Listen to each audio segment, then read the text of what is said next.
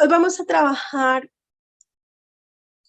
ya un poco más adentrándonos en los procesos que a partir de lo que veíamos en las anteriores semanas implica el hecho de que haya una organización del material genético. Entonces nosotros inicialmente veíamos que tanto los procesos mitóticos y meióticos generan diferentes reparticiones de material genético y que eso tiene unas implicaciones para los individuos. Sin embargo, no hemos ahondado en cómo eso repercute realmente en la aparición de la enfermedad. Entonces hoy vamos a empezar a estructurar algunos contenidos que nos permiten acercarnos un poco al concepto de enfermedad, cuando muchas de estas reparticiones que ocurren en las cromátides hermanas se generan diferencialmente en los individuos y pueden dar algunas dificultades, algunas aberraciones que pueden cambiar, bien sea el fenotipo o pueden cambiar como tal el ciclo de vida de un ser humano.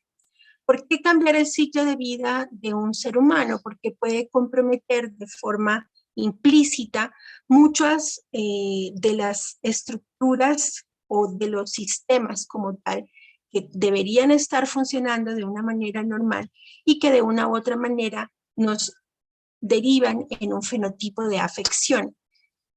Entonces, el tema de hoy ustedes lo pueden también soportar con este capítulo de genética en medicina del libro que estamos trabajando, que es el capítulo 2, en donde ustedes van a revisar el genoma humano y las bases cromosómicas de la herencia.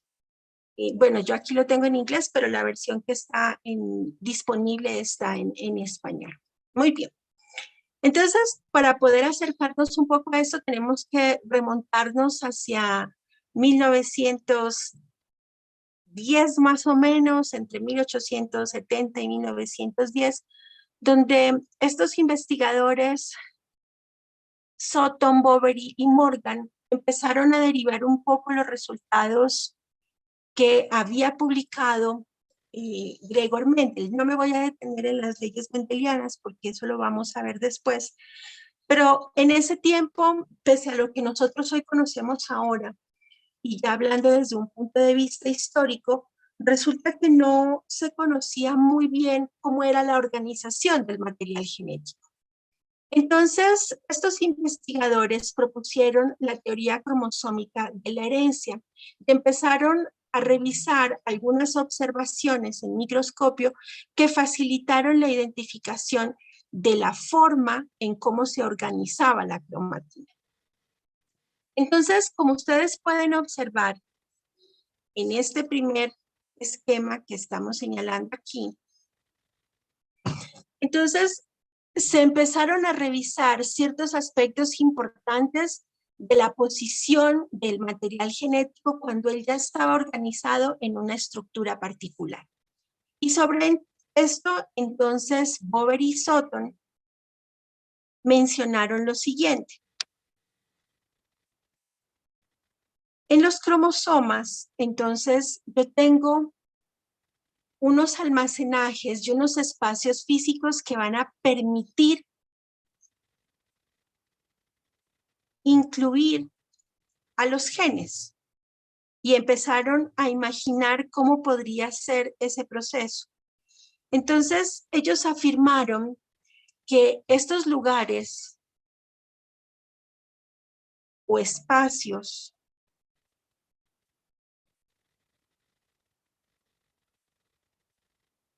iban a ser trascendentales para poder estructurar o para poder inferir cómo era el comportamiento de los cromosomas durante la meiosis, porque dependiendo de cómo se repartían esos genes en esos lugares o espacios, entonces muy posiblemente podríamos inferir cómo era la segregación o cómo era la herencia en la meiosis.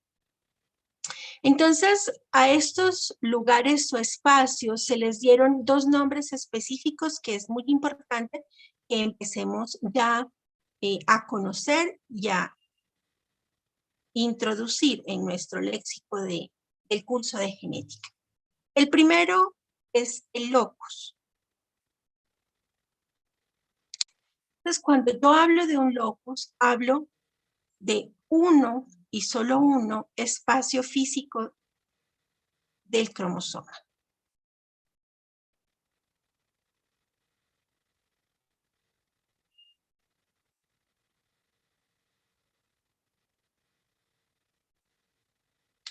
Y el loci,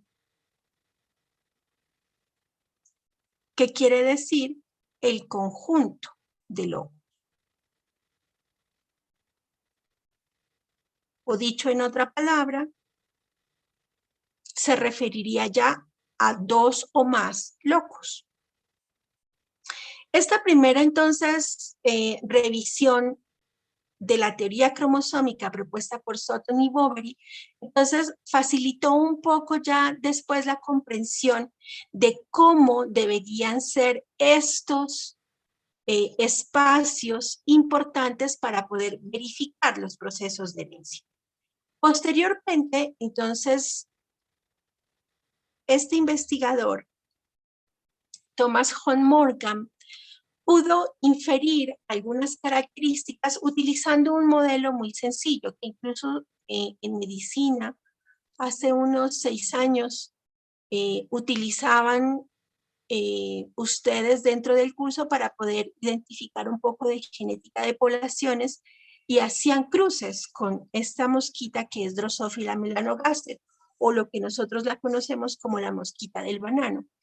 Entonces, cuando nosotros dejamos un banano a temperatura ambiente y lo dejamos expuesto hasta que él sufra un proceso de necrosis, pues lo que vamos a tener es muchas mosquitas de estas drosófilas alrededor de él alimentándose porque ellas depositan sus huevos precisamente en el banano para poder facilitar su reproducción. Entonces, miren que cuando Morgan empieza a utilizar un modelo tan simple como la mosquita, porque digamos que la mosquita no es que sea el organismo más bello de los dípteros, de los insectos, pero sí facilita mucho la identificación de mutaciones en los fenotipos, porque tienen ciclos de vida muy cortos y uno puede contar las mutaciones. Hoy en día conocemos que son muchas las mutaciones que existen dentro del fenotipo de estas drosófilas, desde los colores de las patas, los ojos, las alas, la forma del tórax, entre otros, nosotros podemos identificar muchísimos procesos de mutación. Pero particularmente Morgan trabajó sobre una mutación que está centrada en los ojos. Entonces, él lo que hizo fue hacer experimentos que facilitaran el cruzamiento entre hembras y machos con colores de ojos diferenciales. Y a partir de ahí pudo deducir algo muy interesante, y es que esos patrones de herencia estaban limitados por el sexo. ¿Qué quiere decir esto?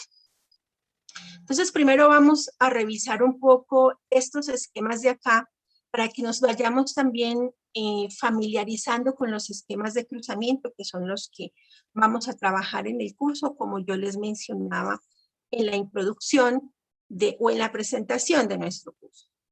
Entonces, este que nosotros estamos viendo acá es un modelo de esquema de cruzamiento.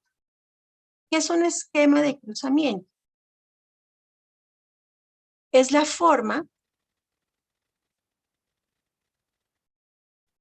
como yo represento la combinación entre machos y hembras o entre hombres y mujeres para poder inferir cuáles son los fenotipos y los genotipos que van a aparecer en su descendencia. El esquema de cruzamiento tiene características muy interesantes y es que, como ustedes pueden ver, tienen una simbología asociada. Y esta simbología entonces facilita que yo pueda establecer cuáles son esos cruzamientos. Entonces, esta P que ustedes están observando aquí define la progenie. Esta F que observan aquí define la filiación 1 o la generación filial 1, y esta F2 define la generación filial 2. Dicho en otras palabras, la P son los padres y la F son la descendencia. Aquí nosotros también podemos encontrar parentales como un nombre asociado. Entonces, voy a esquematizar acá ese cruzamiento para poder identificar cómo son esa distribución que encontró Morgan para poder inferir que ese color de ojos estaba limitado por el sexo. Entonces, primero ustedes saben que cada vez que nosotros desciframos un fenotipo, pues lo primero que nosotros tenemos que identificar son los alelos que están asociados a ese fenotipo. Entonces resulta que tenemos dos alelos. Un alelo que es el W+, que identifica el color rojo de los ojos. Y tenemos un alelo que es el W solito, que identifica el color blanco. Entonces, allí están nuestros alelos. Pero además tenemos otra característica importante, y es que aquí estamos diciendo que es un patrón de herencia que está limitado por el sexo. ¿Esto qué quiere decir? Que necesariamente tenemos que ver si estos alelos están distribuidos en los cromosomas X o Y, porque nos está diciendo que tiene que ver algo con el sexo. Entonces, si son hembras, pues nosotros ya sabemos que estas hembras van a tener 2 cromosomas X, y si son machos, entonces van a tener un cromosoma X y un cromosoma Y. Hasta aquí, si ustedes se dan cuenta, solo estamos definiendo el sexo como tal, pero todavía no estamos revisando cómo son esos alelos a nivel sexual. Entonces, cuando nosotros ya verificamos que estos alelos están incluidos en ese sexo, entonces empezamos a hacer nuestros esquemas de cruzamiento. ¿Cómo serían los esquemas de cruzamiento entonces? Cuando nosotros tenemos una hembra de ojos rojos o tipo silvestre, entonces quiere decir que ella va a estar con sus 2 cromosomas X. Pero además va a tener asociado su color de ojos, que es el color rojo. Este son más y este es un más. Y esto lo vamos a cruzar con un macho. El macho tiene un cromosoma X y tiene un cromosoma Y. Pero además tenemos un alelo que está caracterizando el color de sus ojos, que es el color blanco. Entonces miren que cuando se cruzan estos machos y estas hembras de colores de ojos diferentes, se produce una primera filiación 1, que fueron los fenotipos que encontró Morgan. ¿Y cómo observan esos fenotipos? ¿Qué obtuvieron en esa F1? ¿De qué color son los ojos de estas mosquitas? Rojo, doctor. Son rojos, ¿cierto? Entonces veamos por qué resulta que son ojos rojos. Entonces yo aquí tengo, de acuerdo a la segregación, esta G significan los gametos. De acuerdo a la segregación, entonces, existe un medio de probabilidad de que se segregue este color rojo en la madre. Pero en el padre tenemos una probabilidad asociada tanto de que segregue en el cromosoma X el color blanco o que se segregue su cromosoma Y para definir el sexo. Entonces, ¿qué tenemos en la F1?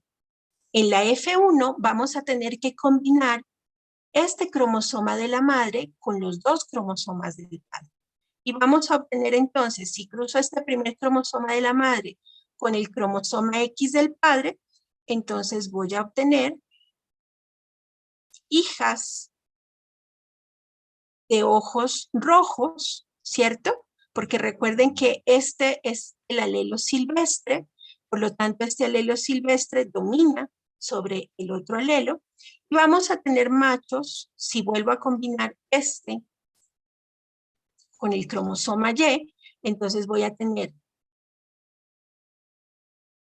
machos de colores rojos. Y entonces aquí ya sabemos el fenotipo de estas hembras y de estos machos. Las hembras van a ser de este tipo y los machos también van a llevar ese alelo silvestre que denota el color de los rojos. Ahora, ¿qué ocurre? Aquí voy a hacer una lineecita. ¿Qué ocurre si yo cruzo los individuos de la F1?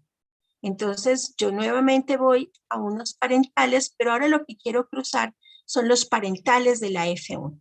Entonces, voy a cruzar a las hembras de colores rojos, pero ¿qué característica tienen ahora estas hembras?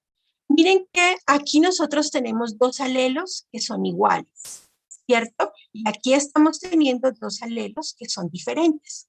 Aquí tenemos otro nombre que incorporar muy importante. Cuando los dos alelos que hay en un genotipo para definir un fenotipo son iguales, entonces vamos a decir que estos son homocigotos. Homo, recuerden, vienen de igual, pero cuando los dos alelos son diferentes, entonces vamos a decir que son genotipos heterocigotos. En el macho se comporta diferente porque resulta que yo puedo hablar de homología porque este cromosoma X es igual a este cromosoma X. Pero ¿qué ocurre aquí? Que tengo yo ya demarcada una diferencia. Que el cromosoma X es diferente del cromosoma Y. Por lo tanto, yo no puedo hablar de homología. Entonces, yo aquí hablo de hemicigoto. Siempre que me refiera a los machos, entonces voy a hablar de hemicigotos, la mitad. Muy bien. Entonces aquí tenemos el cruzamiento con estos machos de colores de ojos rojos. ¿Y qué va a ocurrir aquí? Entonces nuevamente yo hago la segregación de los gametos. Si ustedes se dan cuenta, en este caso, yo estoy observando algo muy diferente a esta primera segregación, porque acá daba lo mismo que se segregara este cromosoma X con este alelo o este cromosoma X con este alelo, porque los dos llevan la misma información, pero acá no. Entonces, por lo tanto, la probabilidad de segregación ya no es de un medio, sino que es una segregación menor. Entonces, yo aquí voy a tener un cuarto de segregación. Y acá igual, porque que se segregue el cromosoma X tiene una probabilidad diferente de segregación del cromosoma Y. Entonces aquí también voy a tener un cuarto de segregación del cromosoma X con este gen para ojos rojos y un cuarto de segregación del cromosoma Y. Y entonces acá en la F2, ¿qué va a ocurrir? Nuevamente, yo voy a tener que hacer un cruzamiento de cada cromosoma X con los cromosomas del macho. Entonces, ¿qué voy a observar? Primero vamos a hacer el cruzamiento de este primero. Entonces yo voy a tener un cromosoma X silvestre o de color rojo mezclado con el del macho, que también me va a dar un cromosoma X de color rojo. Y luego voy a mezclar ese mismo cromosoma X con el cromosoma Y. y voy a obtener entonces machos de ojos de color rojo. Ahora yo voy a hacer el cruzamiento de este otro cromosoma y entonces voy a obtener un heterocigoto, como lo había obtenido en la madre, mírenlo aquí, y voy a obtener machos de ojos de color blanco. Entonces, cuando Morgan observó los fenotipos, ¿qué se encontró?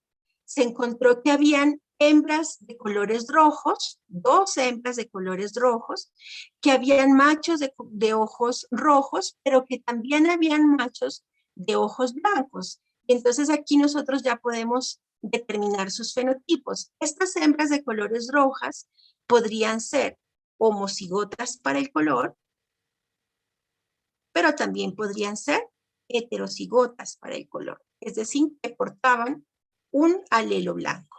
Estos machos de color rojo, pues ya sabemos cómo son de este tipo, y estos machos de color blanco son de este tipo.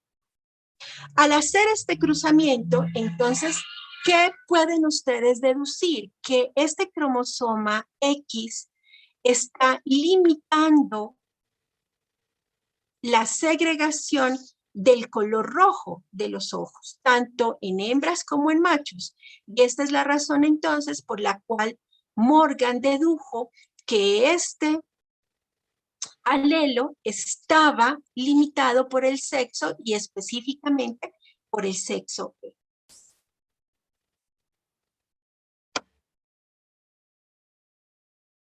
Muy bien.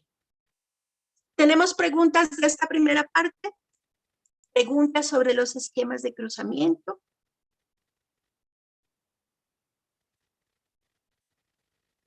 No, doctora. Ok. Esta es la forma en cómo nosotros vamos a trabajar y por eso me detuve juiciosita para explicarles este esquema de cruzamiento, porque esta es la forma en cómo vamos a trabajar nuestra segregación de alelos en el punto de vista genético. Muy bien. Entonces, a partir de estas observaciones que facilitaron la definición de la teoría cromosómica, ¿qué se encontró? Entonces, se encontró que el cromosoma se refiere a la organización o compactación del material genético. Y hoy en día, entonces, nosotros sabemos que ese cromosoma tiene a partir o tiene aparte de esto que ya hemos definido como espacios físicos de locus y loci, tiene otras características que es importante estudiarlas. Entonces, hoy en día nosotros sabemos que estos cromosomas están identificados por una constricción primaria que nosotros vamos a conocer como centrómero. Esta se denomina una constricción primaria.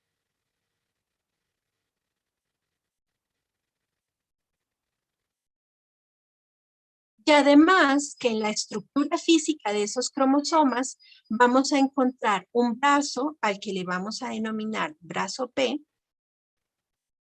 y otro brazo al que vamos a denominar brazo Q.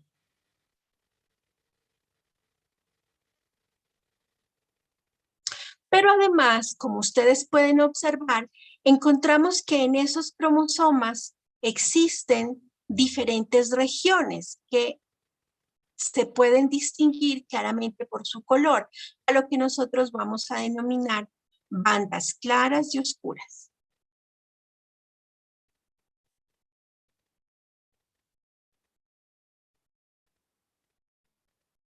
Estas bandas claras y oscuras entonces son espacios físicos del cromosoma que están delimitadas claramente por un número particular.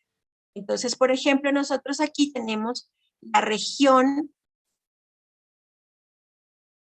22.3 del cromosoma 7. O aquí nosotros tendríamos la región 21,11 del cromosoma 7 en el brazo. Y esta es la forma en cómo nosotros además delimitamos la connotación o la estructura de esas regiones. Entonces, por ejemplo, aquí nosotros diríamos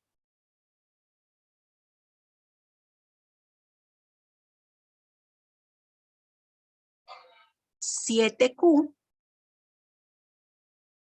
2111. Región 2111 del brazo Q del cromosoma 100. O por ejemplo aquí nosotros diríamos 7P, 13. Región 13 del brazo P del cromosoma 100. ¿Es claro para todos?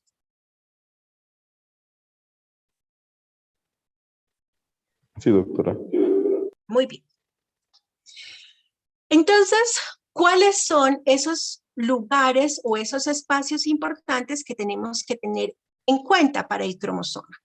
Entonces ya definimos que este cromosoma es el material genético organizado y empezamos a definir algunas partes que es importante mencionar cuáles son las características de ellas. Entonces, anteriormente habíamos dicho que cada uno de la organización que se hace en este cromosoma tiene algo que nosotros denominamos cromátidas, y que cada cromosoma tiene 2 cromátides que son idénticas en su material genético. Pero además estamos observando ahora que hay un centrómero y que este centrómero es el lugar del cromosoma en el cual se unen estas 2 cromátidas, como ustedes pueden observar. Ustedes van a encontrar, por ejemplo, esquemas así, o van a encontrar estos esquemas. En cualquiera de los casos, nosotros estamos hablando de un cromosoma.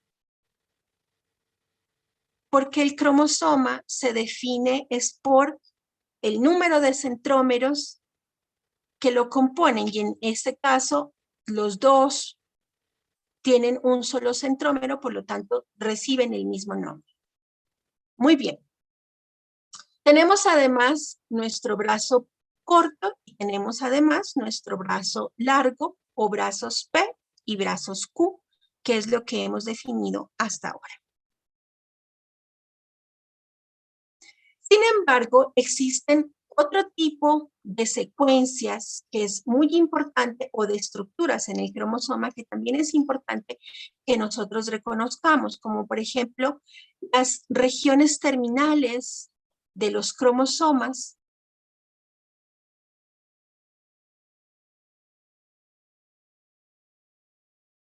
que nosotros podemos definir como telómeros.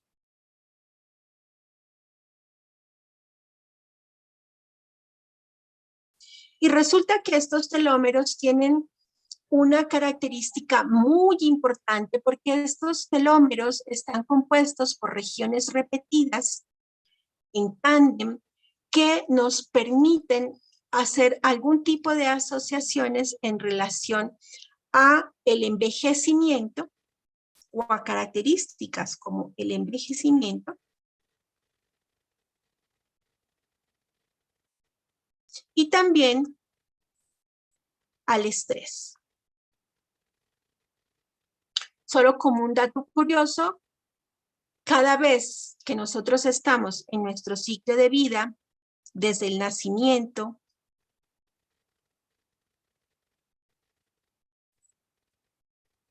hasta la muerte, entonces, ¿qué vamos a encontrar? Vamos a encontrar que en el nacimiento, si nosotros esquematizamos esto en un eje Y versus X, donde en el X estamos viendo la edad y en el Y estamos viendo la longitud de los telómeros, entonces nosotros vamos a tener que en el nacimiento los telómeros tienen una longitud muy alta y que cuando nos estamos aproximando hacia la vejez o hacia la muerte, lo que vamos a encontrar es un acortamiento de la longitud de los telómeros.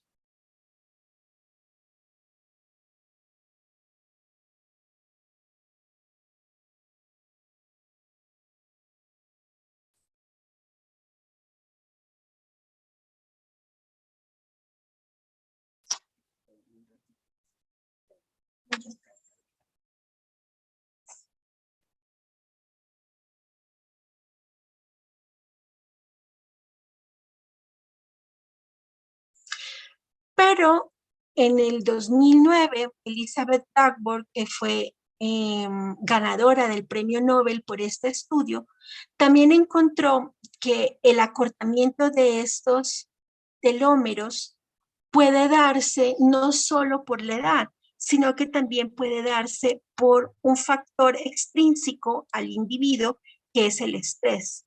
Entonces resulta que nosotros también podemos tener patrones de crecimiento o decrecimiento de estos telómeros mejor en relación al estrés. A medida que incrementa el estrés,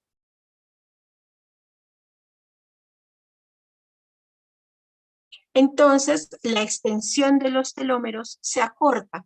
Es decir, que nosotros podemos inducir de forma ambiental nuestro propio envejecimiento. Y esto está asociado con el hecho que aquellos individuos que no sabemos controlar el estrés de forma permanente, entonces desarrollamos o tenemos una mayor tendencia hacia el desarrollo de enfermedades crónicas, como por ejemplo la hipertensión o la diabetes mellitus tipo 2, que se comportan como factores ambientales de este grupo de enfermedades. Muy bien. Entonces, definamos estas partes que hemos nombrado hasta ahora en el cromosoma para que ustedes las puedan anotar en sus apuntes. Entonces, primero tenemos el centrómero, que recuerden que es la constricción primaria que une a las cromátides hermanas.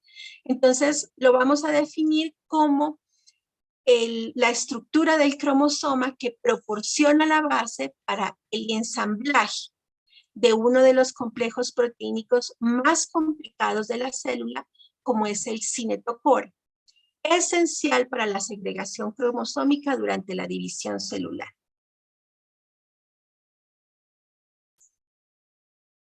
Luego tenemos los telómeros,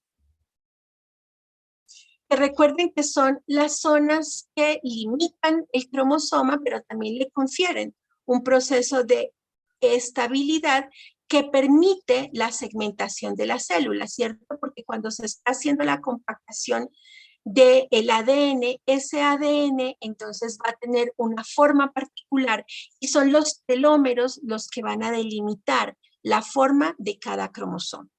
Y recordemos además que las regiones que componen estos telómeros entonces son regiones de secuencias repetitivas que se encuentran en ADN no codificante, o dicho de otra manera, son repeticiones en tándem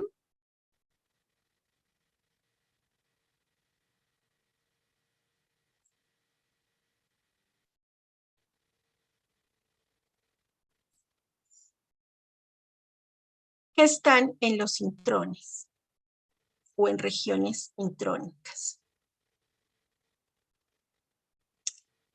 ¿Recuerdan esto?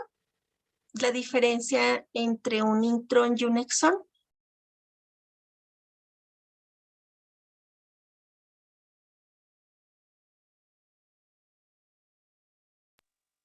Los intrones no codifican y los exones sí. Entonces, solo para hacer ese recordatorio, cuando nosotros tenemos la célula, y este es nuestro material genético que lo denominábamos disperso, van a existir dos tipos de regiones. El intrón, que de acuerdo a la publicación del proyecto Genoma Humano, ocupa el 97%, entre el 97 y el 98% del genoma, son todas aquellas secuencias no codificantes o que no codifican para proteínas. Estoy hablando solo de humanos, ¿no? Porque en otros organismos los porcentajes son diferentes. Y los exones, entonces, son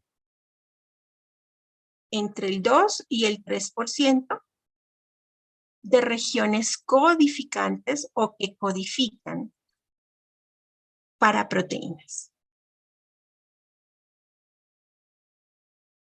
Entonces es muy importante que reconozcan a estos telómeros como secuencias que están dentro de esas regiones intrónicas que no son codificantes.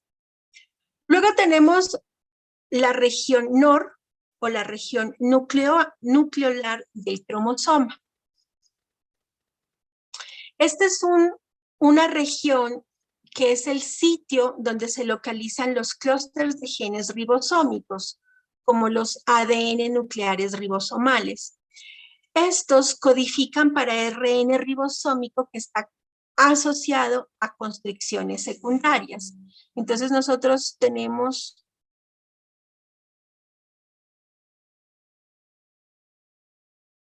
este cromosoma y podemos tener aquí en el centrómero la constricción primaria, pero también tenemos en las regiones teloméricas algunas otras constricciones que nosotros denominamos constricciones secundarias. Entonces recuerden que también tenemos estas regiones organizadoras nucleares que son muy importantes porque están estos ADNs ribosomales. Más adelante, cuando definamos mejor el genoma, vamos a ver que estas regiones ribosomales son muy importantes para identificar aquellas especies que han conservado o que tienen secuencias conservadas durante millones de años. Y finalmente tenemos el satélite.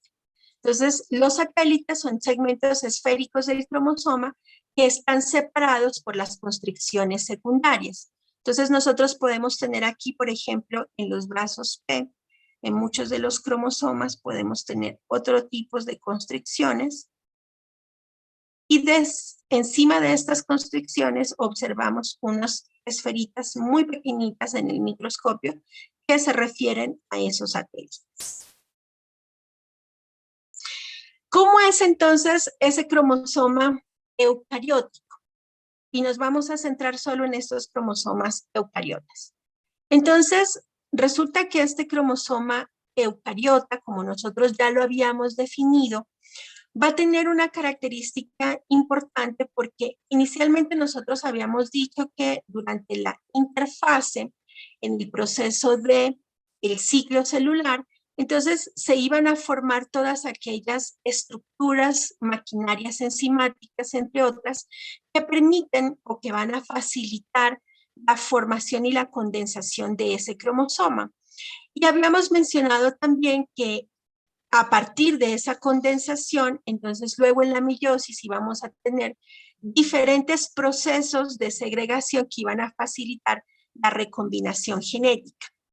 Pero en esas primeras temáticas realmente no definimos cómo ocurre este proceso a partir del cual un fragmento de ADN llega a un proceso condensado para la estructura del cromosoma. Entonces vamos a revisar esta parte de aquí para poder definir qué es lo que facilita que este ADN se convierta de un material que está totalmente disperso en la interfase para llegar a una estructura completamente condensada. Entonces resulta que la estructura de este material genético es la cromatina. Esta cromatina fue definida por Fleming como la sustancia que constituye todo el material genético y que está dentro de estos núcleos que nosotros observamos en la interfase o núcleos interfásicos. Esta cromatina, además, tiene una propiedad muy importante y resulta que nosotros podemos hacer diferentes protocolos o técnicas que nos facilitan la identificación para ya en genética humana poder diferenciar diferentes regiones de ese cromosoma. Entonces, esa cromatina tiene esa capacidad de poder interactuar con algunos reactivos en laboratorio y nos permite a nosotros observar bandas claras y oscuras para poder diferenciar los espacios o locus de ese cromosoma. Entonces, abordemos un poco cómo es esa composición química de la cromatina. La cromatina se compone por 4 componentes principales en estas proporciones que ustedes observan en la tabla. Primero tiene ADN, tiene proteínas que vamos a denominar proteínas histonas, tiene proteínas no histonas que en comparación con las proteínas histonas están en mucha menor proporción, entre un 0,5 y un 1,5. Y tenemos además ARN que está, como ustedes pueden observar, pues en una proporción bastante baja en comparación con el ADN, cerca de 0,05. Estos son los principales componentes de la cromatina. ADN, histonas, proteínas no histonas y ácido ribonucleico. Ahora, ¿por qué son importantes estas histonas? Las histonas, como ustedes pueden observar en esta tablita, son muy importantes porque resulta que ellas tienen unos contenidos de residuos de lisinas y argininas que las diferencian de forma importante para facilitar algunos procesos o funciones a nivel celular. Una característica muy importante de las histonas es que ellas nos permiten medir el cambio evolutivo. ¿Y esto qué significa? Que nosotros podemos revisar qué tanto ciertos grupos de histonas se han conservado en el tiempo y qué especies tienen el mismo proceso de conservación en relación a otras. Otra característica importante de estas histonas es que dependiendo de la especie, ellas van a organizarse por algo que nosotros vamos a definir como clústeres. Los clústeres en inglés son grupos.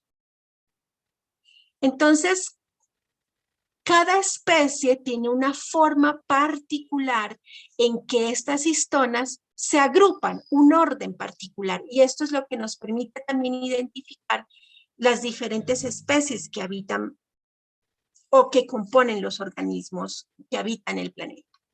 Muy bien. Entonces, primero miremos cuáles son los tipos de histonas y cuáles son las modificaciones que permiten dependiendo de cada una. Entonces, las histonas se dividen en 5 grupos. La histona 1, la histona 2A, la histona 2B, la histona 3 y la histona 4. Si ustedes observan, estas histonas tienen un número de residuos diferencial y también un peso molecular diferencial. Pero lo más importante entre estas histonas es que ellas tienen contenidos de lisina arginina diferenciales que les permiten una relación distinta que las caracteriza. Esta distinción distinta de los aminoácidos que los componen, entonces van a afectar los procesos que ellos modifican. Si ustedes observan, la lisina 1 tiene, por ejemplo, una relación mayor en comparación a las otras de lisina arginina, equivalente a 19,78. La histona 2A tiene una relación de 1,17, la histona 2B de 2,49, la histona 3 de 0,72 y la histona 4 de 0,79. La histona 1, 2, A, 2B, 3 y 4 participan de forma igualitaria en los procesos que modifican la fosforilación. Pero, si ustedes se dan cuenta, la histona 1 no participa en otros procesos como son la acetilación del ADN y la metilación del ADN. Por lo tanto, podemos observar que esta histona debe estar en un lugar diferente en ese proceso de compactación. Entonces, las 5 histonas participan en procesos de fosforilación oxidativa, pero la histona 2, 3 y 4 participan también en procesos de acetilación del ADN. ¿Qué es la acetilación del ADN? Entonces, quiere decir que se van a unir a los nucleótidos de las secuencias de ADN, grupos acetilos, por ejemplo aquí.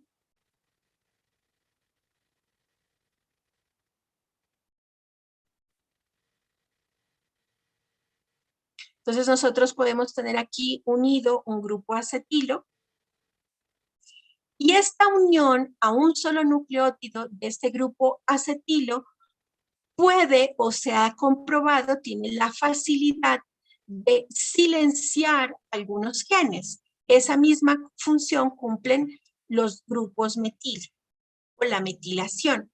Entonces, cuando estos grupos metilo o acetilo se ligan a ciertos nucleótidos, ellos pueden provocar el silenciamiento génico y por lo tanto silenciar la función de esos genes. Estos procesos que pueden ocurrir tanto en esa acetilación como metilación, la acetilación también está asociada ya a la compactación cuando están, por ejemplo, formados en histonas, que lo vamos a ver ahora. Entonces, cualquiera de estos dos procesos es lo que ustedes conocen como epigenética.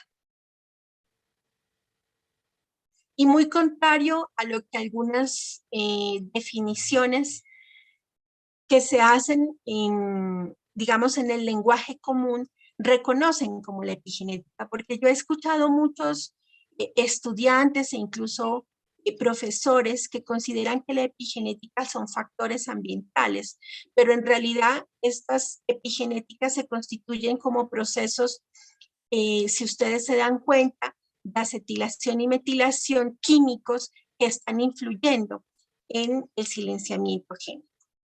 Muy bien. Y tenemos entonces solo dos histonas, que son la H3 y la H4, que participan también en procesos de metilación. Muy bien. Nos falta explicar entonces esta columna de acá, que es la velocidad del cambio evolutivo. Y yo les decía que las histonas nos facilitan medir cómo el número de cambios de aminoácidos se ha dado parte dependiendo de los millones de años que han transcurrido en una especie. Entonces, el cambio evolutivo se refiere a eso, a la velocidad con la cual ocurre un número de cambios por cada 100 aminoácidos en cada 100 millones de años. Entonces, miren que no son rangos de tiempo muy cortos, son rangos de tiempo bastante extensos. Y si nosotros observamos, resulta que esta histona 1 es la que mayor velocidad de cambio evolutivo tiene 4, valor de 4 para la velocidad de cambio evolutivo en relación a la histona 4, que es la que menor cambio evolutivo tiene. ¿Esto qué quiere decir? Pues que vamos a encontrar a la histona 4 como una histona bastante conservada en relación a los procesos de mutación de esta histona 1. Muy bien. Recuerden aquí, estamos observando, no se olviden, esta proteína histona 1 es muy importante, tiene la mayor parte de la relación de aminoácidos de lisina arginina, tiene el mayor proceso de cambio o de velocidad de cambio evolutivo y es la única proteína que participa en un solo proceso de modificación, que es la fosforilación. Ok. Entonces yo les decía que estas histonas permiten identificar algunas especies porque ellas se agrupan de forma diferencial en los organismos. Entonces, como ejemplo, para que ustedes puedan revisar esa forma como nosotros identificamos los genes de estas histonas, tenemos aquí dos ejemplos. En el ejemplo 1 estamos observando la agrupación de las histonas en la mosca de la fruta y en el ejemplo 2 estamos observando la agrupación de las histonas en el erizo de mar. ¿Qué observan?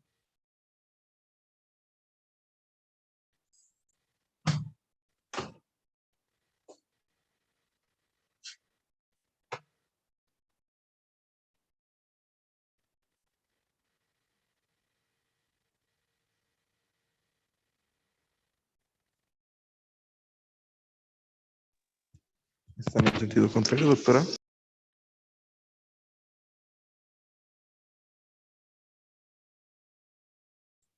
Yo diría que cada clúster debe tener todos los tipos de histona. O sea, ahí separan los clústeres entre, en el primero está desde H2, H2A, H4, H3 y H1, están los 5 tipos de histona.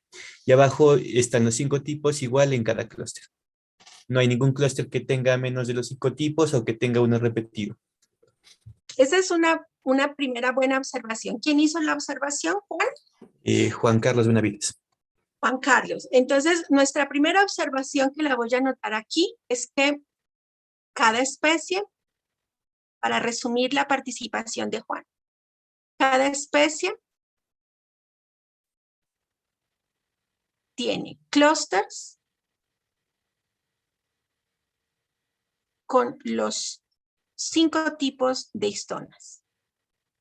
Y es una observación importante, porque entonces nos está definiendo que estas 5 histonas que presentamos en la tabla anterior son fundamentales para la compactación de este ADN. Muy bien.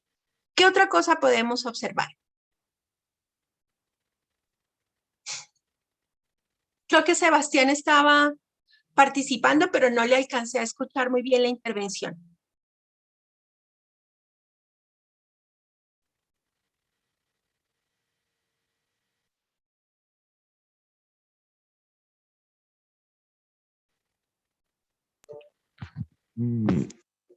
Pues, doctora, estaba pensando que era como en sentido inverso que estaban agrupados, pero no, ya me di cuenta de que no.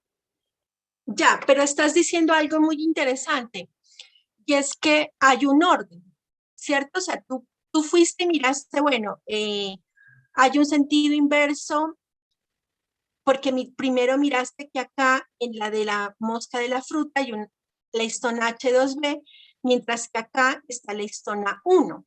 Entonces quiere decir que cada especie tiene un orden de agrupación.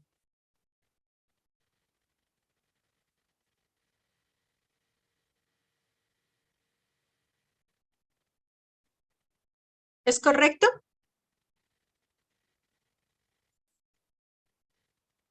Y entonces a partir de esa agrupación, ¿qué pueden inferir?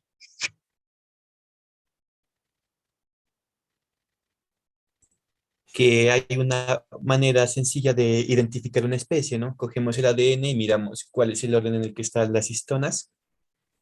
Muy bien, que hay una manera sencilla de identificar esas especies. Pero, ¿qué pueden observar entre clústeres? En una misma especie, ¿qué observan entre clústeres?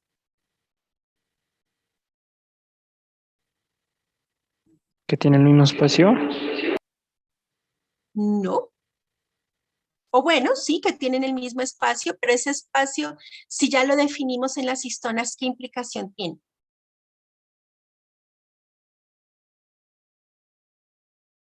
Miren, que el orden de un clúster dentro de la misma especie consecutivamente es igual al siguiente clúster.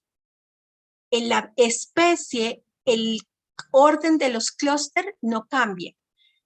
Miremos este clúster 1 y comparémoslo con el 2 y lo comparamos con el 3. Inicia en la histona H2B, luego la histona H2A, luego la histona 4, la histona 3 y la histona 1. Y aquí estamos observando ese mismo orden. Y en el siguiente clúster tenemos ese mismo orden. Pero, ¿qué ocurre con el orden de la otra especie? Si ya comparamos o hacemos una observación comparativa entre Drosophila melanogaster y el erizo de mar. El orden del clúster es totalmente diferente. Miren que aquí empieza con histona 1, histona 4, histona 2B, histona 3 e histona 2A. Dentro de la misma especie, el orden de los clústeres es el mismo, pero entre especies el orden de los clústeres es diferente. ¿De acuerdo?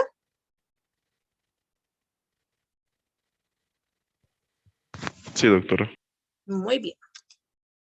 Ahora entonces revisemos cómo es esa composición química de la cromatina. Entonces resulta que nosotros observábamos en nuestra tabla que esta histona H1 tenía una composición bastante alta en relación al otro grupo de histonas.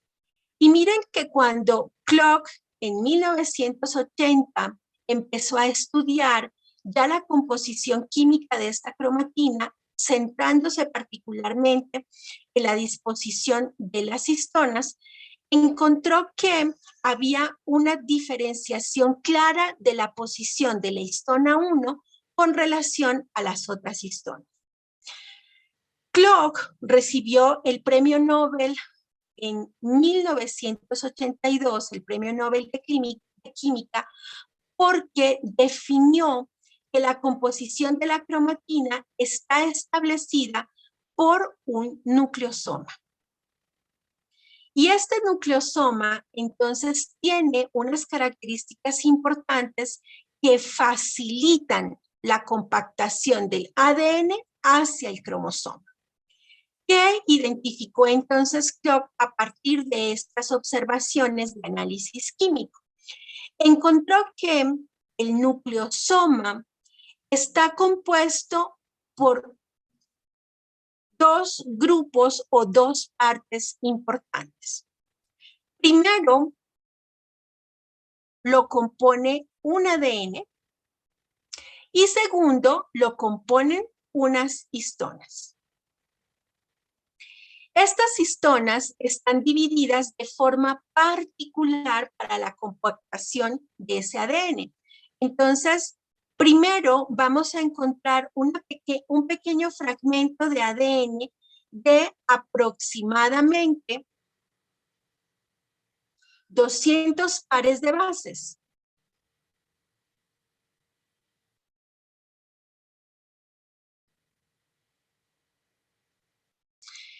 Este fragmento va a dividirse en la diferenciación de ese nucleosoma típico. Entonces, miren lo que él encontró. Todo el material genético se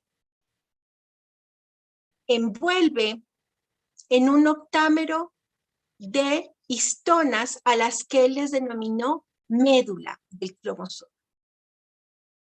Y tiene un ligador que hace la función de una parte inicial en donde solo va a participar la histona 1. Entonces, este ligador está compuesto por 60 pares de bases y la médula por 140 pares de bases. El ligador es un fragmento entonces unido a la proteína o a la histona H1, mientras que la médula está compuesta por un octámero de la distribución de las otras proteínas en 2 subunidades cada una. 2 subunidades de proteína H3, 2 subunidades de proteína o de histonas H2A, 2 subunidades de histonas 2B y 2 subunidades de histonas 4. Entonces, él mencionó o él dijo lo siguiente: la composición química de la cromatina está definida por el nucleosoma. El nucleosoma, a su vez, está formado por un ligador de 60 pares de bases unido a una histona 1 y por un octámero de histonas que se denomina una médula de 140 pares de bases. Esta diferenciación permitió entender entonces por qué esta histona 1 tiene un proceso de evolución más rápido. Y es lo siguiente: cuando el ADN está como iniciador y está solo, entonces es más propenso a fragmentaciones químicas debido a la estructura como tal de ese ADN.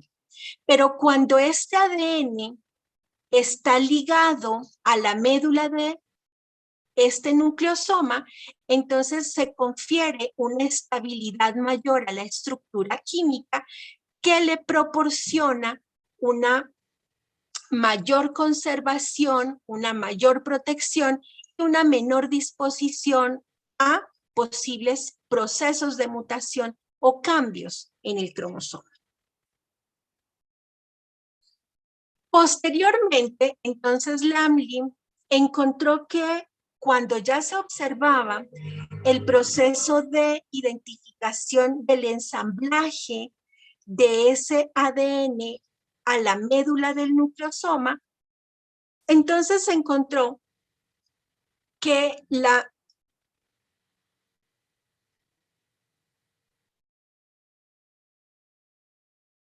envoltura de ese ADN en el cromosoma no era lineal, sino que se componía de un proceso de armazón solenoide como el que ustedes están observando aquí.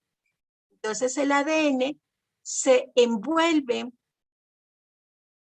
en un armazón solenoide y este armazón solenoide, un armazón proteínico que facilita la conservación y la protección del ADN como tal.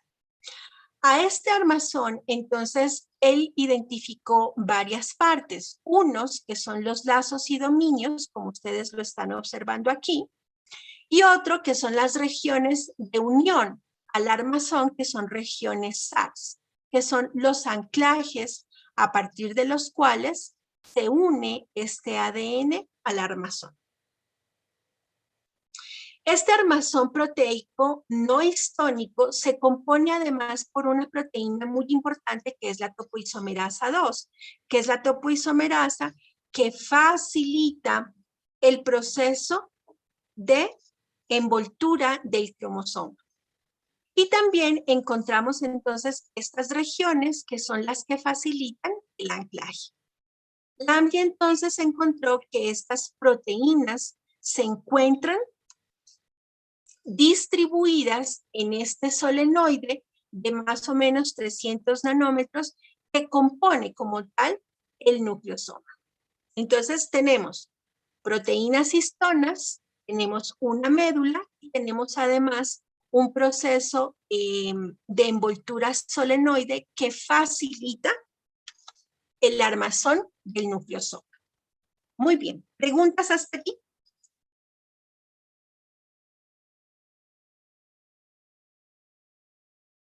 No, doctora. Muy bien. Bueno, entonces, a partir de esto, nosotros, ¿qué podemos diferenciar? Podemos diferenciar que en estos cromosomas vamos a tener, gracias a esas definiciones de estructuras solenoides, vamos a encontrar algunas regiones que se comportan como heterocromatinas o como eucromatinas, que es lo que he venido denominando como regiones claras o regiones oscuras o bandas claras o bandas oscuras. Entonces, ¿qué vamos a encontrar?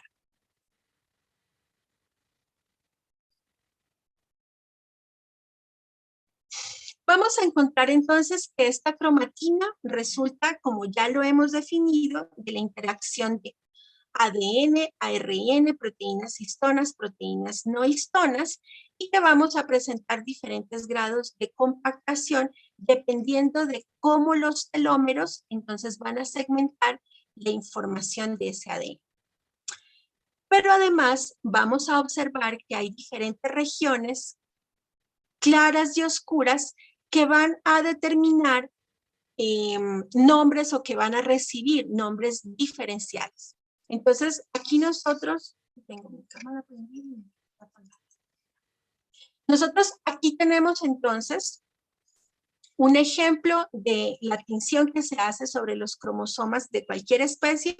Estos son cromosomas humanos, en los cuales nosotros podemos diferenciar claramente la distinción de esas regiones oscuras y claras.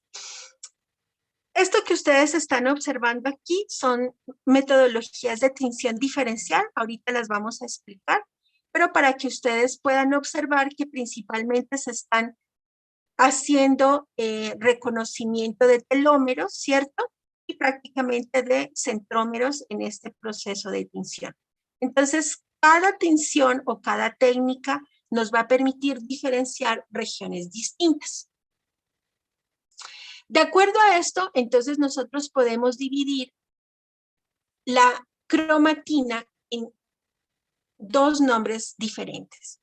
La eucromatina, que es la cromatina activa, en el cual se encuentran todos los genes estructurales, y la heterocromatina, que es la cromatina inactiva, es decir, aquella que no se transcribe para la síntesis de proteínas y que, como ya habíamos mencionado, se refiere en mayor parte a secuencias de tipo repetido.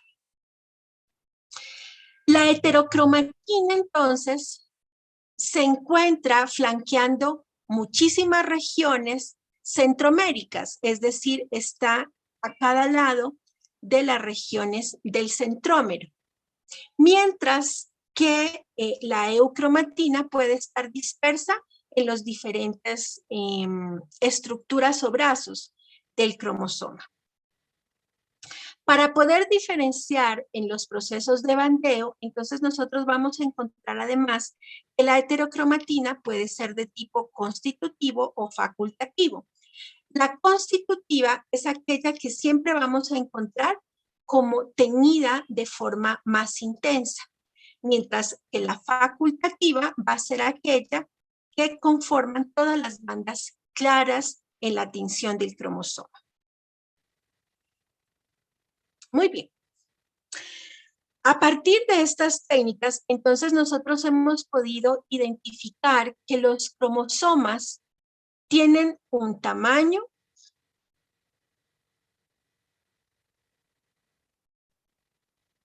y un número de genes diferencial dependiendo del cromosoma.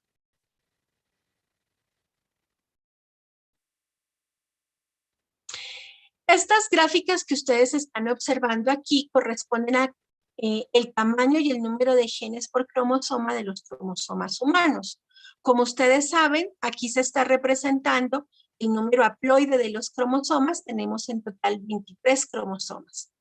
Y diferente a lo que nosotros podríamos inferir, resulta que el tamaño de los cromosomas no necesariamente corresponde al número del cromosoma en forma descendente o ascendente. Si ustedes observan aquí, en el caso del primer grupo de cromosomas, que es el grupo A y el grupo B, los cromosomas 1 y 2 y los cromosomas 3, 4 y 5, ellos ocupan el mayor tamaño o son los cromosomas más grandes dentro del cariotipo humano. Sin embargo, el último cromosoma es el cromosoma Y, pero el cromosoma Y no es el de menor tamaño, sino el cromosoma 21, como ustedes saben, altamente ligado a las trisomías de Down. ¿Esto qué significa? Que el número del cromosoma no es necesariamente equivalente al tamaño que él ocupa dentro de la organización del cariotipo. La segunda gráfica nos está representando entonces ya no el tamaño de los cromosomas, sino el número de genes en relación a su tamaño. En el eje Y tenemos el tamaño, y en el eje X tenemos el número del cromosoma, y en el eje Y tenemos el número de genes por cada cromosoma. Si ustedes se dan cuenta, el cromosoma 1 es el que es directamente proporcional en relación al tamaño y al número de genes, al igual que el cromosoma 2. Entonces, el cromosoma 1 y 2 son al tiempo los cromosomas más grandes y al tiempo los que mayor número de genes tienen. Sin embargo, miren que aquí ya no hay una correlación directamente proporcional. El tercer cromosoma de mayor longitud es el cromosoma 3, pero sin embargo, el tercer cromosoma que tiene mayor número de genes es el cromosoma 19, que si ustedes se dan cuenta, en relación al tamaño, está entre los 5 cromosomas más pequeños del cariotipo. Y si nosotros comparamos el cromosoma Y, entonces lo que podemos observar es que este cromosoma Y es el cromosoma que menor número de genes tiene, pero sin embargo no es el cromosoma más pequeño. ¿Esto qué significa? Que a diferencia de los cromosomas 1 y 2, no existe una relación directamente proporcional entre el tamaño del cromosoma y el número de genes que lo contienen. Esta grafiquita, como yo les mencionaba, a veces doy algunas tips, es pregunta de nuestras evaluaciones, orales. Muy bien. Y entonces, ¿cómo nosotros obtenemos esos cromosomas? Es decir, ¿cómo llegamos a estos procesos de deducción para observar bandas, para observar regiones claras, regiones oscuras? Entonces lo hacemos con cultivos celulares que nos permiten la obtención del cariotipo. Estos procesos que nosotros hacemos en el laboratorio refieren a una ciencia o a una rama que es la citogenética. Desde el punto de vista clínico, entonces, la citogenética es la rama de la genética que nos facilita la identificación y el estudio de los cromosomas para una asociación con posibles enfermedades. ¿Cómo nosotros obtenemos entonces esos cromosomas humanos? Podemos hacer entonces una punción percutánea capilar para extraer unas gotas de sangre, pero también podemos hacer una punción intravenosa para tomar alrededor de 3 a 5 mililitros de sangre. Estos muestra de sangre, entonces se centrifuga para poder hacer una eliminación de los glóbulos rojos y una captura de los glóbulos blancos, que es donde está concentrado, ¿cierto?, el núcleo celular y dentro del núcleo ese material genético. Posteriormente, entonces, cuando las células están en crecimiento, ustedes saben que nosotros hacemos un cultivo celular cuando se tiene esa sangre, y dentro de ese cultivo celular nosotros podemos encontrar que las células entran en proceso de división celular, pero ellas tienen un pico máximo de crecimiento. Si nosotros observamos el crecimiento de las células en relación al tiempo, entonces podemos observar que a las 72 horas de cultivo, a 37 grados centígrados, es donde se observa el mayor crecimiento celular. Por eso, a las 72 horas, nosotros añadimos colchicina, que es un reactivo que facilita o que potencia la división celular para que todas las células queden en estado metafásico. Posteriormente, entonces, nosotros hacemos un proceso de adición de agua para incrementar el volumen de la célula y con esto facilitar el rompimiento de la membrana celular y posteriormente entonces hacer una técnica de squash que nos facilita la fijación de la muestra con alcohol y la posterior tinción. ¿Qué observamos entonces? Utilizando un microscopio óptico podemos observar células en todas las fases, pero debido al uso de la colchicina vamos a encontrar un mayor porcentaje de células metafásicas. Estas células metafásicas entonces nos van a facilitar la identificación de los cromosomas utilizando dos características: la forma y el tamaño. De acuerdo a esto, nosotros vamos a hacer un proceso de organización delimitado por el centrómero de los cromosomas,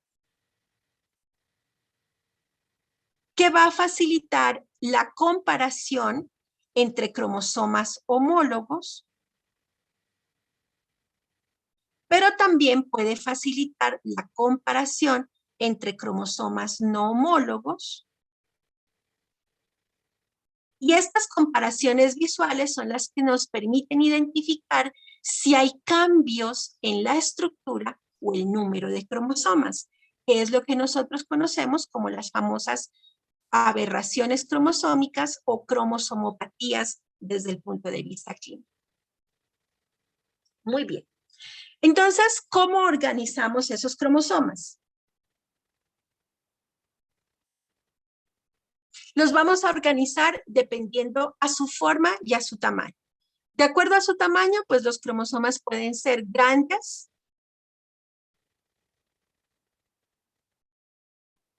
medianos o pequeños.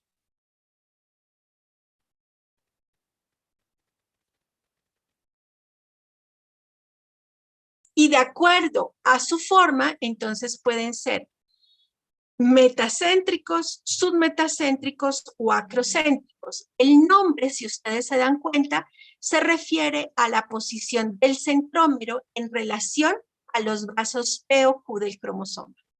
Entonces, metacéntrico quiere decir cuando el centrómero está ubicado en la mitad del cromosoma. Submetacéntrico cuando está ubicado hacia uno de los extremos del cromosoma.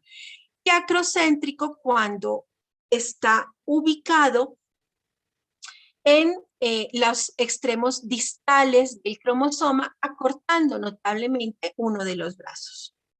La mayor parte de nuestro cariotipo humano, entonces, tiene los 3 grupos de cromosomas identificados de esta manera. Aquí nosotros estamos observando, entonces, un cariotipo humano normal. El cariotipo se organiza primero por los cromosomas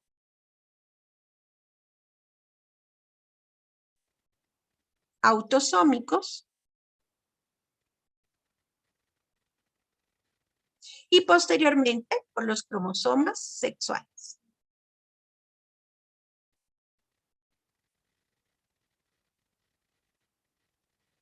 Entonces, ¿qué observamos? Existen diferentes grupos que nos facilitan la clasificación del cromosoma. Está el grupo A, el grupo B, el grupo C, el grupo D, el grupo E, el grupo F y el grupo G. El grupo A se caracteriza entonces por agrupar a los cromosomas 1, 2 y 3. El tamaño de los cromosomas es grande. El cromosoma o el par 1,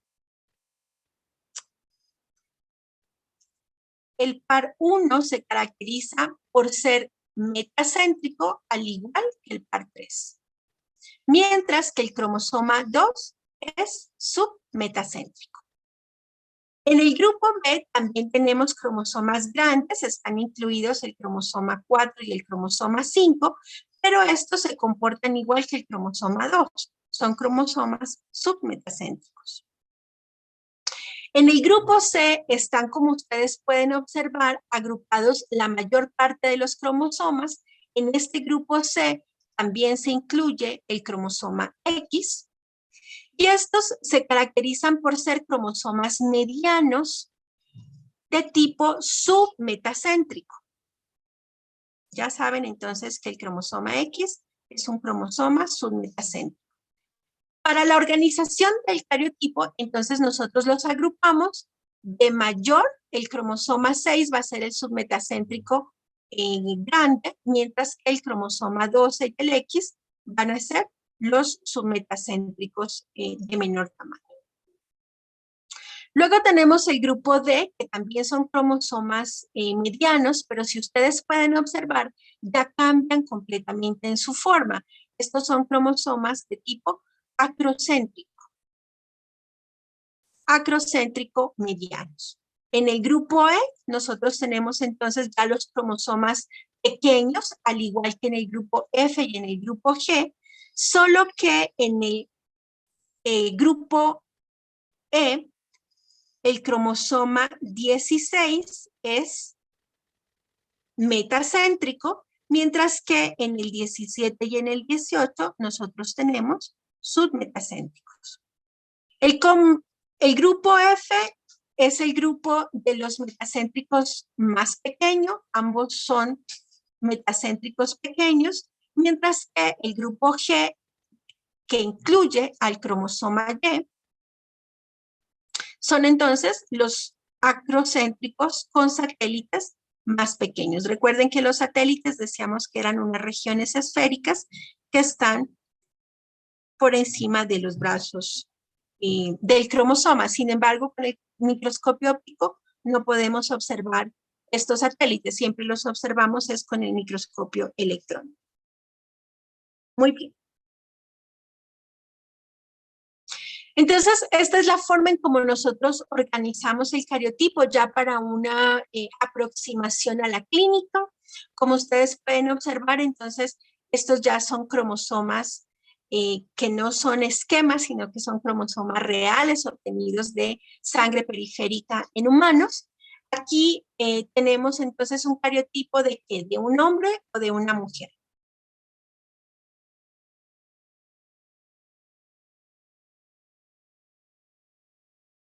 De una mujer, doctora.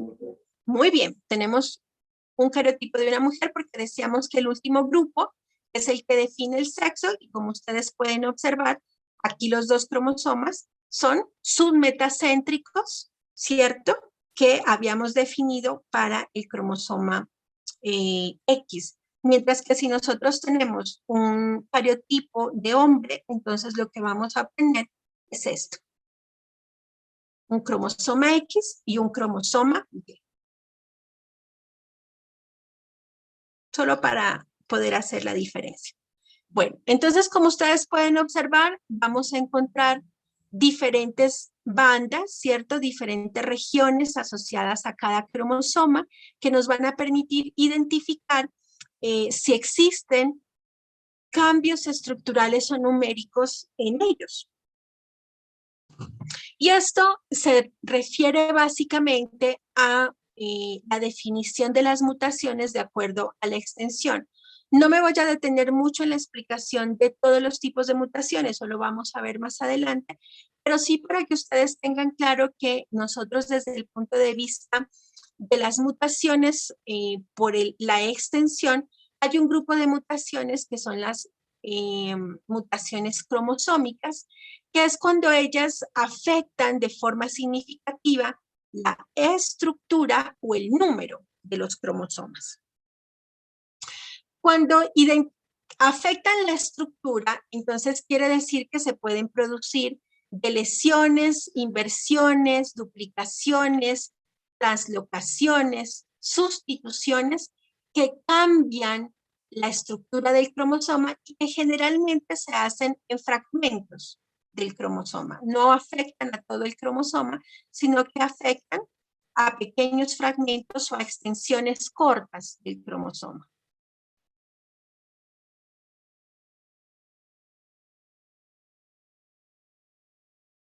Mientras que tenemos otro grupo de mutaciones, que son las mutaciones genómicas, que ellas afectan no la estructura, como las cromosómicas, sino que afectan el número de los cromosomas.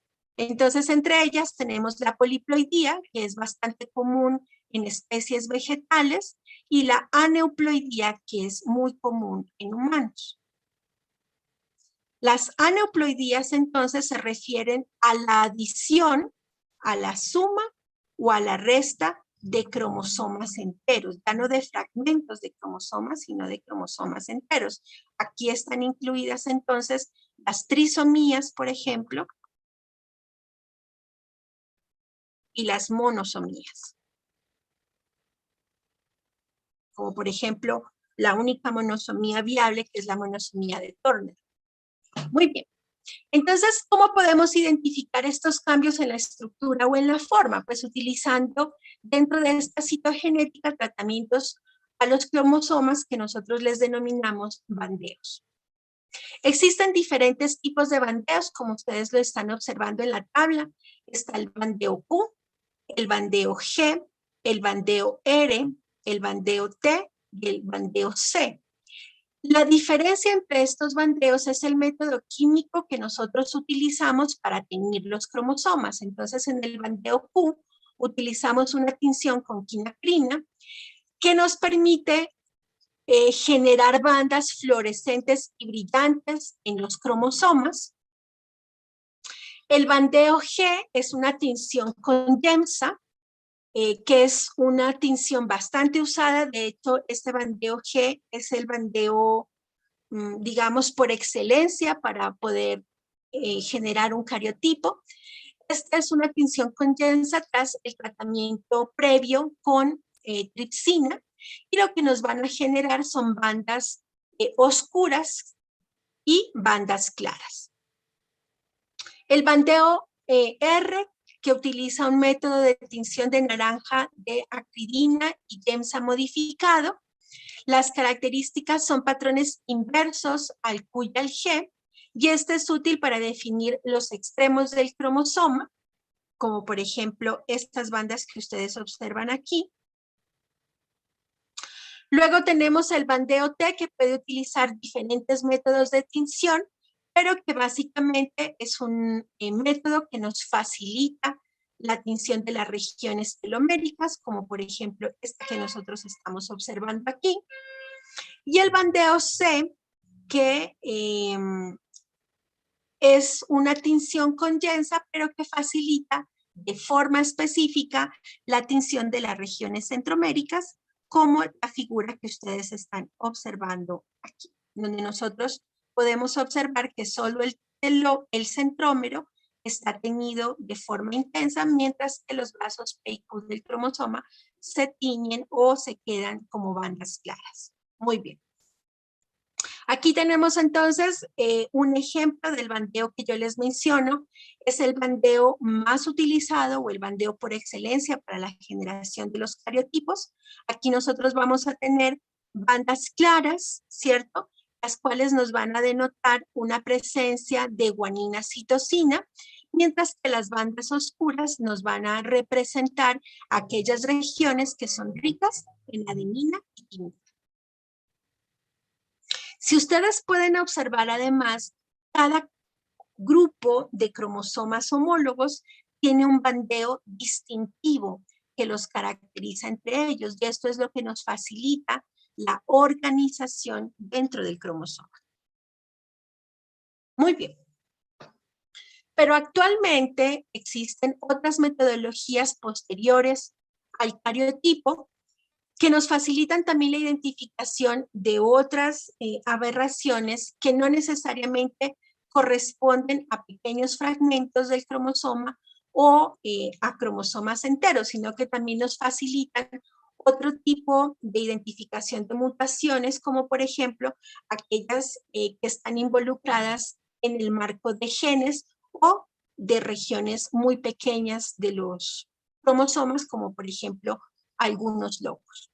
Entonces, ustedes aquí observan diferentes técnicas que se utilizan para poder hacer una resolución óptima de la identificación de los cromosomas, y en esta gráfica nosotros tenemos diferentes formas de resolución. Entonces, si nosotros queremos, por ejemplo, características resolutivas alrededor del genoma completo, los 3 millones de pares de bases, entonces puedo utilizar el cariotipo que acabo de explicar, o también puedo utilizar otra técnica que se denomina microarreglos. Estos microarreglos, entonces, utilizan hibridaciones genómicas para poder identificar de forma particular algunas estructuras que pueden estar irregulares dentro de la caracterización de ese cromosoma.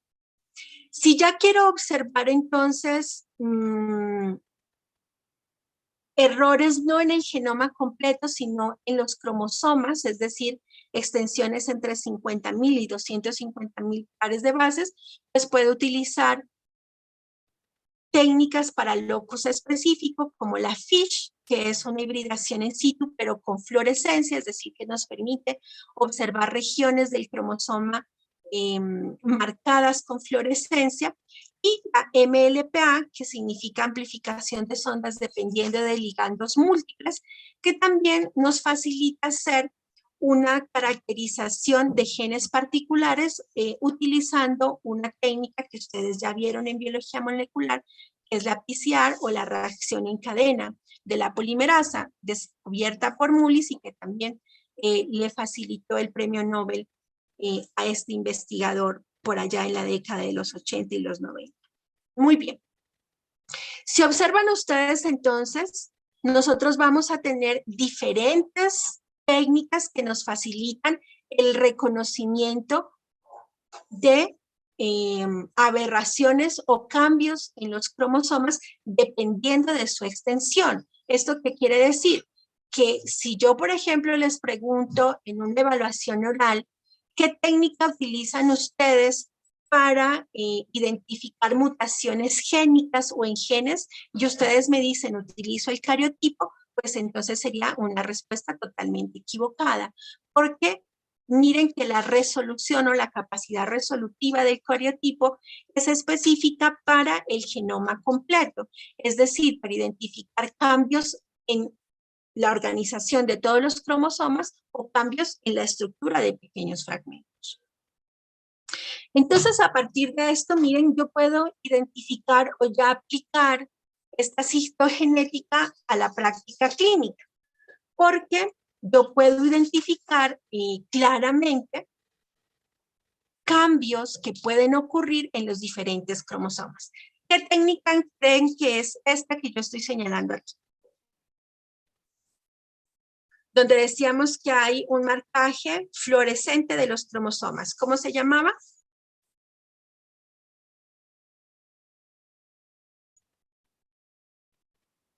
Dubán. ¿Cómo se llama esta técnica?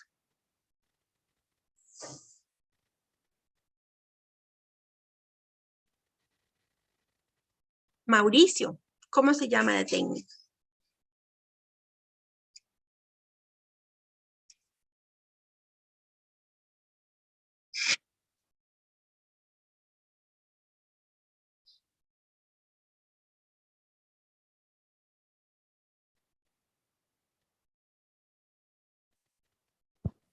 Hibridación fluorescente en sitio, profe.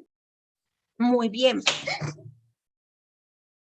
Muy bien. Entonces, esta es una hibridación in situ, que es una FISH.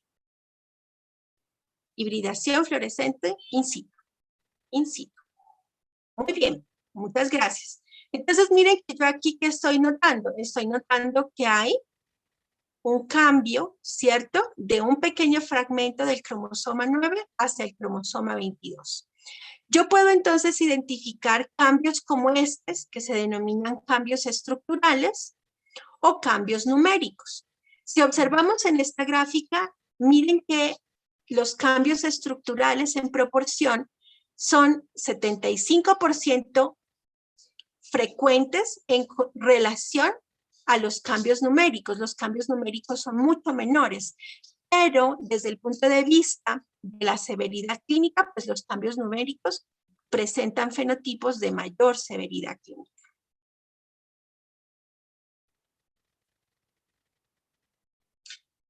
Muy bien, y si ustedes observan dentro de estos cambios estructurales que habíamos mencionado, pueden ocurrir por deleción, duplicación, inversión, sustitución o translocación. Entonces, nosotros podemos encontrar que las translocaciones son las más frecuentes y dentro de ellas podemos observar que hay una translocación bastante frecuente que ocurre entre el cromosoma 14 y el cromosoma 21, que es el otro tipo de etiología que explica el síndrome de Down. No necesariamente el Down está asociado a una trisomía del 21, sino que también puede ocurrir una translocación entre el cromosoma 14 y el 21. Si recuerdan, ¿cuál es la forma de, o cómo es la clasificación de este cromosoma 14? ¿Son metacéntricos, submetacéntricos o acrocéntricos?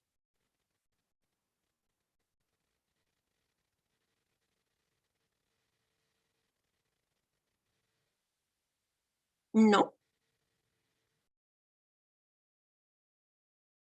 Acrocéntricos, no telocéntricos, sino acrocéntricos. ¿Y el 21?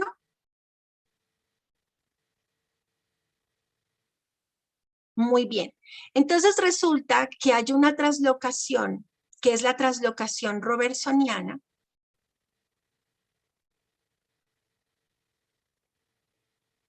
que es una translocación específica que solo ocurre entre cromosomas acrocéntricos. Entonces, siempre que las translocaciones ocurran entre cromosomas acrocéntricos, van a recibir un apellido particular, que es una translocación robertsoniana. Muy bien. Y dependiendo entonces de ese contenido genómico, nosotros también podemos tener algunas paradojas en relación a lo que nosotros concebimos. Y es que, por ejemplo, los humanos son los grupos de organismos que mayor contenido de ADN tienen. Y resulta que no. Evolutivamente se ha considerado que el valor C, que es el contenido de ADN de un gameto en la especie, es totalmente diferente a la escala taxonómica que éste ocupa a nivel de la filogenia. Y esto es lo que se le conoce como la paradoja del valor C.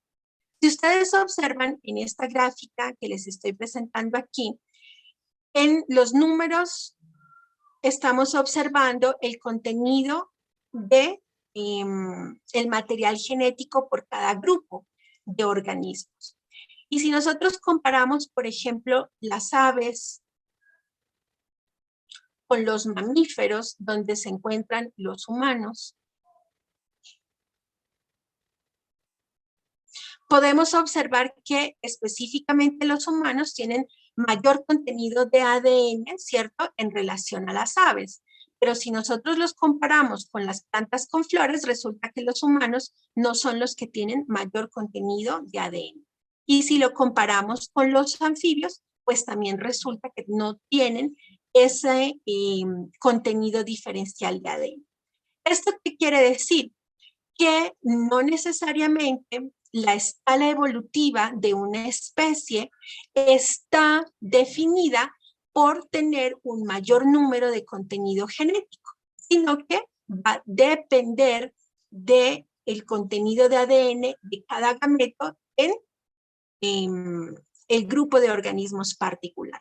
A esto es a lo que se le denomina entonces la paradoja del valor C, y es un dato importante pues porque nos da una idea de los cambios evolutivos que han tenido los diferentes organismos en la compactación de ese material genético. Si nosotros observamos esa misma paradoja en relación ya no del contenido del material genético, sino del número de cromosomas, pues miren que encontramos también comparaciones bien diferenciales. El hombre, pues que en esta escala evolutiva nosotros podríamos considerarlo como más complejo, tiene un número muchísimo menor de cromosomas que sus parientes más cercanos, como por ejemplo los chimpancés, pero también que otros organismos, ¿cierto?, que se consideran mucho más simples en la complejidad, como por ejemplo el gusano de seda, que miren tiene 56 cromosomas, o incluso de un cangrejo, en donde nosotros estamos observando que hay un número pues que prácticamente lo quintuplica, 254 cromosomas. Entonces, como ustedes pueden observar, no necesariamente este contenido de ADN, bien sea en número de cromosomas o en la extensión del ADN, está asociado de forma directa a la escala evolutiva que la especie ocupa. ¿Tenemos preguntas?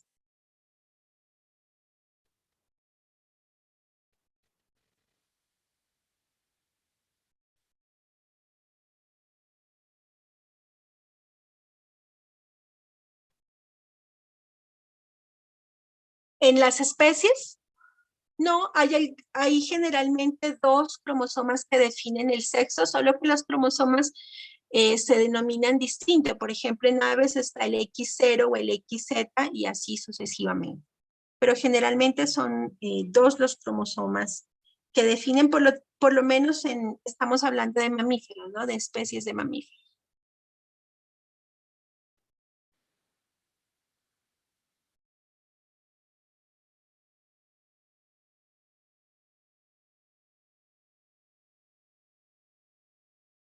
Así, por eso yo digo, en lo que es mamíferos generalmente son dos, pero cuando nosotros ya vamos a otros grupos taxonómicos pueden haber números mayores de cromosomas para poder hacer la diferenciación. De acuerdo, gracias por el aporte. Muy bien, entonces vamos a hacer, si no hay otras preguntas, vamos a hacer una pausita de 15 minutos para continuar con la otra temática que ya es la recombinación genética. ¿De acuerdo?